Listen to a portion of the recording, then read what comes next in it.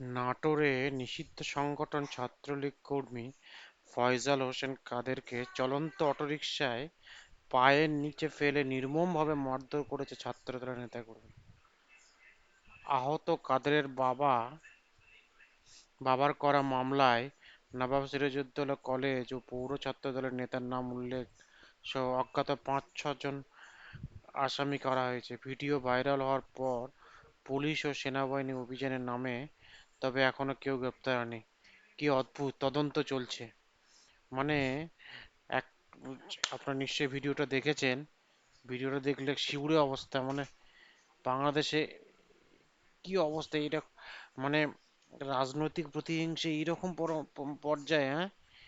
ওকে ডিভাইডারের মধ্যে দিয়ে ধাক্কা মারতে মারতে নিয়ে গেছে, পরে মুচলেকে নেওয়া হয়েছে যে যে ওর বাবার কাছ থেকে।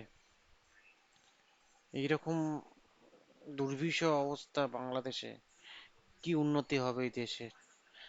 এইসব ভিডিও যদি দেখে বিদেশি কোম্পানিরা, ইনভেস্ট করবে? আপনার মনে হয় যাও ইনভেস্ট আছে সেটাও চলে যাবে? আর এই যে উম, আমেরিকা এখন নিষিদ্ধ করেছে আপনাদের যাতায়াতের জন্য, এরপরে আরো অনেকে নিষিদ্ধ করবে এবং বাংলাদেশকে একটা জঙ্গি রাষ্ট্র হিসেবে ঘোষণা করবে হয়তো। যাই হোক, ভালো থাকুন, সুস্থ থাকুন।